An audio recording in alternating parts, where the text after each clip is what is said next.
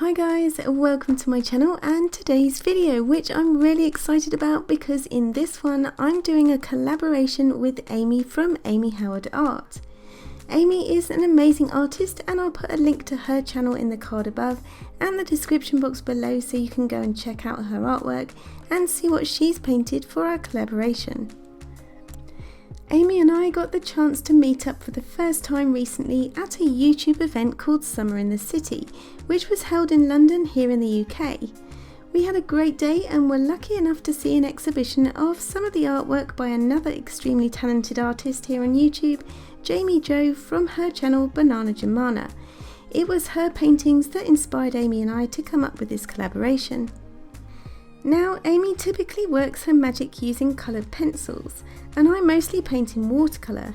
Jamie Jo, on the other hand, usually paints with acrylics and oils, so we came up with the idea of not only collaborating, but doing so using acrylic paints on canvas. So this is going to be interesting as I've only painted on canvas a handful of times, and one of those was with watercolour. But however the painting turns out, one thing's for sure, it's going to be a lot of fun, so I hope you enjoy the video. All the items I'm using for this painting will be listed in the description box below, along with the reference picture from Pixabay. For this collaboration, Amie and I decided to base our paintings around a sea creature theme, so I chose a very bright and rather ambitious picture of an octopus. I began by preparing my canvas with a few coats of gesso, first painting vertically, then horizontally, making sure the first layer was completely dry before adding the second. To get my sketch outline down, I used the grid method, as I wanted to fairly accurately enlarge the reference picture to fit my 12 by 16 inch canvas. For the sketching, I switched over to using a Prismacolor col-erase pencil in the shade Carmine Red, as I wanted to be able to erase any mistakes without leaving lots of graphite on my canvas. With that done, it was time for the fun to begin. I first thought I'd work on the background or area of sea behind the octopus, so squeezed out a few different blues, some white and a bit of green into my Stay Wet palette. This palette I've had in my drawer for years, and being that I've not worked much in acrylics before, has never been used. Acrylics dry quite quickly, and this palette, with its semi-permeable membrane, aims to replace water loss by evaporation, so keeping the paints wet for longer. Before I started, I pre-wet this area of my canvas with clean water, just to help the paint flow a bit. But whilst acrylics can be mixed with water, I've learnt that adding too much can break down the bonds in the acrylics, meaning it won't stick to your canvas and may peel off. I've also learnt that it's best to work in layers with acrylic, so I didn't worry too much about getting this first layer perfect, as I'd need to go over it again anyway. I used quite a large filbert brush to apply the paint, as it covered the canvas quickly, but it was a bit tricky to go around the smaller detailed areas. And whilst the darker blue paint was still wet, I added in some white and mixed it together on the canvas to try and get a smooth blend. This, I think, is the acrylic version of the wet in wet technique. With that first layer dry, I then did the whole thing again for the second layer, and at this point all was going well and I was happy with how it was shaping up. I repeated the same process for the rest of the sea, making this bit here slightly darker and not forgetting to paint the sides of the canvas too.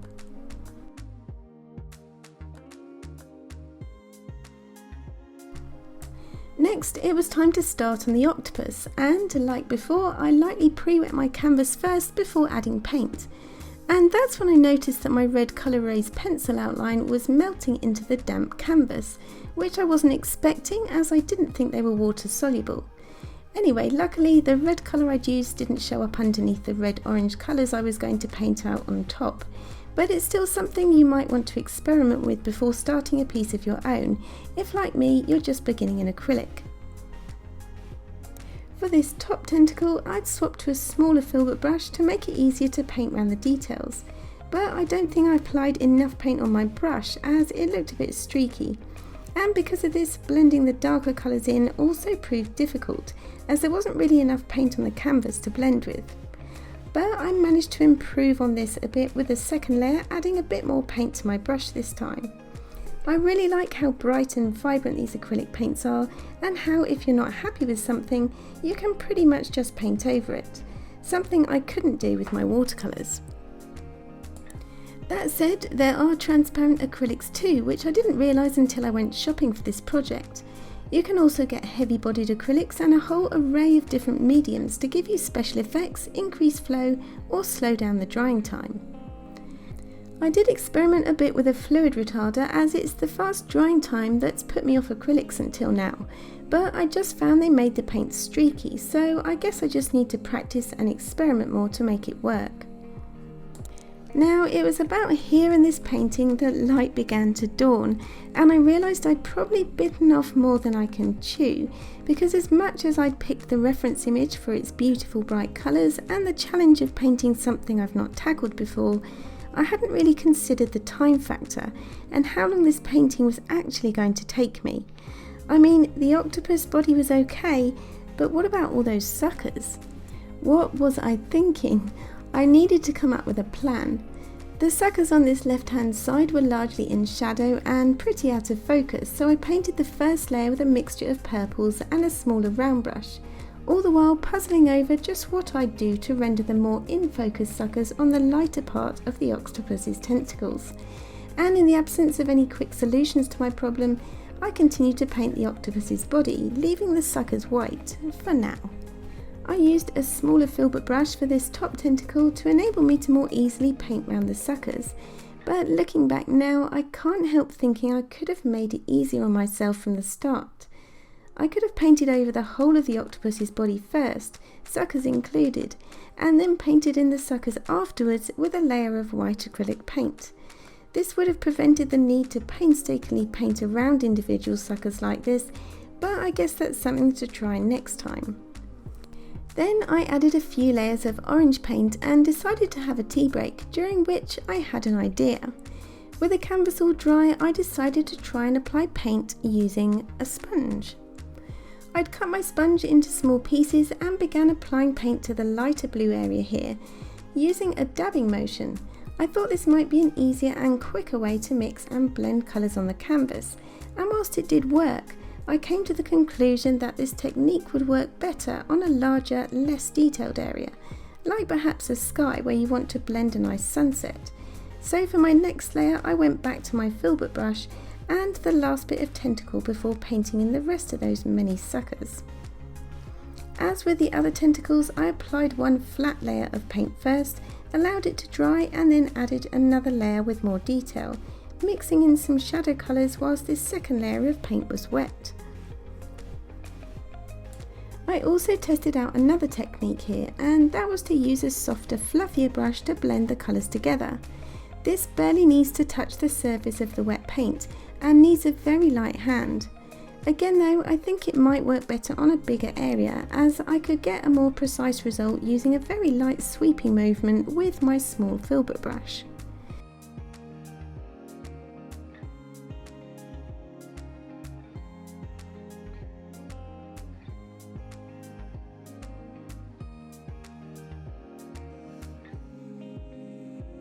I did go back to using the sponge again though, just to darken up this area here under the bottom tentacle, and it did work pretty well.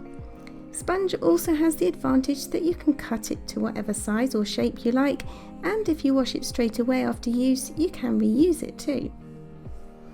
With that done, now it's sucker time. I can't put it off any longer, so what I decided to do first was to paint in a base layer to all of the suckers. I mixed lilac and blue for the ones at the bottom, and a very pale pink for the ones at the top.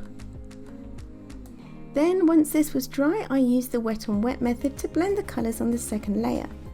To get the best out of this technique for blending, I'd figured that you need to have enough paint on your brush to blend with, and it did seem to work okay. But one of the problems I did face here was that I'm used to really studying and painting all the details from my reference picture. And given the time I had to finish this sucker of a painting, I had to simplify those details in a way that didn't let the rest of the painting down. So rather than zoom in on these details, I had to instead take a step back and look at the overall shapes, colours and values to get any degree of realism. Once I'd got the method I was going to use down though, it was just a case of methodically working on one sucker at a time. Each one was quite unique with different colours, shapes and shading, so it didn't get boring, but it still took quite a long time. Throughout the process of this painting, although admittedly too ambitious a subject for my beginner skill level, I feel like I did get to try a lot of new techniques and had the chance to practice them a lot. So as the layers built up, I began to feel more confident and comfortable with this new medium. I think when you're used to working mainly with one type of art supply, you run the risk of missing out on others, so it was really nice to try something new. Don't get me wrong, it wasn't without its frustrations at times, and I'm certainly not giving up on my passion for painting in watercolour, but there's something special about painting on canvas, and it's been fun. To finish this piece off, I took another step back to assess my values and decided to apply another layer to parts of the octopus's body. This helped to even out the texture of the paint and really helped bring it to life. I also added a few more darker suckers in this central part of the body, as if I hadn't painted enough already, and this was done really easily with the acrylic paint, as you can paint light on top of dark, unlike my watercolours.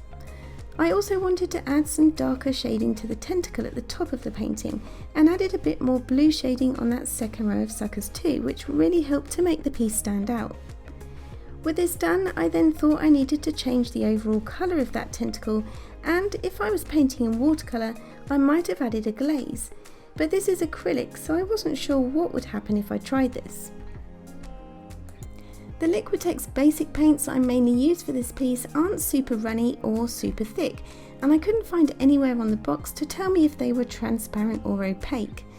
Luckily though, when I applied this last layer of orange, it didn't completely cover up the details underneath and gave me the overall brighter colour I was after. So I did the same on the bottom left hand corner with some dark red, as once you start changing the values in one part of the painting, you often need to change other areas too. I used a very light hand and a clean damp brush to blend the shaded areas into the tentacle before adding some darker blue paint further up, working in the same way.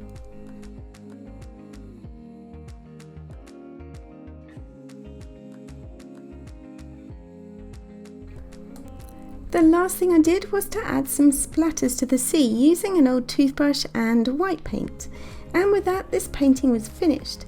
It's not brilliant, but I'm quite pleased with how it turned out for a first attempt. I might even varnish it now too. Let me know what you think of the finished octopus painting and comment below if you have any hints or tips for painting in acrylics. Thank you once again to Amie for collaborating with me. I can't wait to see what you've painted and I hope you had a lot of fun with it. If you liked the video, please give it a thumbs up and subscribe to my channel if you'd like to see more arty content like this. Thank you so much for watching, have a great weekend and I'll see you in the next video. Bye!